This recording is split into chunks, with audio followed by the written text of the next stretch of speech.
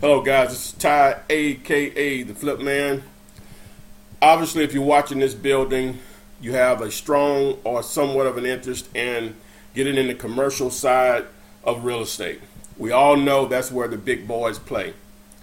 I'm sure in your market, you've noticed vacant buildings in areas where you thought a business should be in that location because everything else around it is thriving. This is what we're talking about, that you could take advantage of these opportunities pretty much anywhere in the country. Obviously, the bigger the city, the more opportunities are going to present themselves. But small markets or small towns are not off limits with it. That's the great thing about it, if you know what you're looking for. In this course, it's going to tell you exactly how to do that. So what I'll do is I'll share with you some of the things that are going to be discussed in the course through the table of contents here from it. Flipping vacant commercial buildings. What will you learn? What does single tenant mean? I'll discuss exactly what is a single tenant building, which is not difficult to understand. I'll define triple net. And triple net simply means, in a nutshell, that the leasee, the person that's actually leasing the building, the business that's leasing the building from the seller, they're going to pay the taxes, insurance, and maintenance. They call that TIM. That's what makes it so valuable, is that it's straight net income to the actual owner of the building. That's why these are so attractive, and there's an ocean full of buyers that want to take advantage of these, and you have an opportunity to assign these deals to those individuals if you know what you're doing. What areas to target, which areas to avoid, the importance of neighboring tenants and businesses. Why is the traffic count important? Demographics such as population, age, and income within a 1, 3, or 5 mile radius. The building size and condition and why that matters.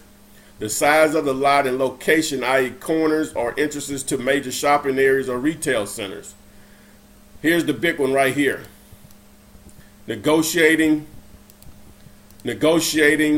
with the letter of intent, and how powerful this will, where this will make that a no-brainer and easy for pretty much anyone, and it won't be a barrier. Because when you start talking about commercial real estate, $1 is not going to work, $1,000 is not going to work as earnest money. $5,000 to get their attention, but more than likely it's going to cost you more than that. But with this, I can show you how to get rid of this. It starts also with dealing with brokers and getting them to work on your side. In the residential side of the game, I really don't like dealing with real estate agents and brokers. They don't understand and don't want to understand how to do things creatively. Only thing should matter, are you going to get paid? Is the seller going to get paid? Am I going to get paid? Is the buyer going to get the property?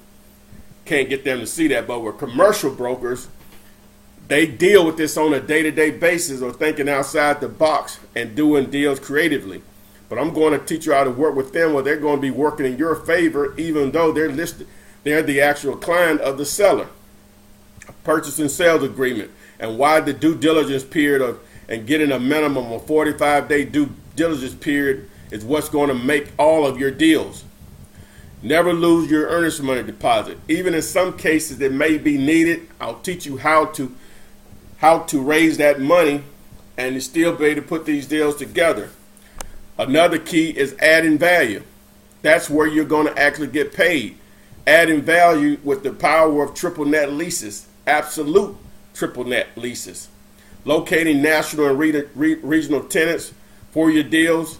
I'll teach you how to do that, which that's a huge part of the puzzle. The 3 phases of your puzzle. Locating an opportunity through a vacant building, high traffic area where a lot of national tenants already exist.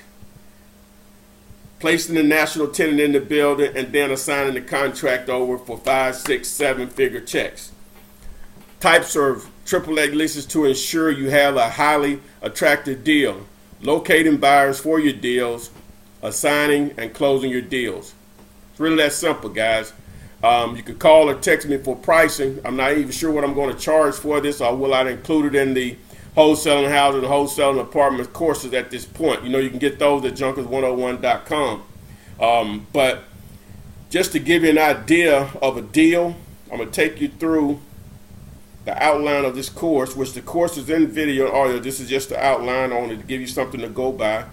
It all starts with the cap rate, but I won't get into that. How do you get paid? Just simply put, you have a property under contract at $500,000. You have a national tenant that pays $7,000 per month. That's $84,000 net operating income. That's straight profit. They don't pay anything out of that outside of their normal income taxes that you have to pay the IRS. So the market cap in that area, just as an example, is 7%.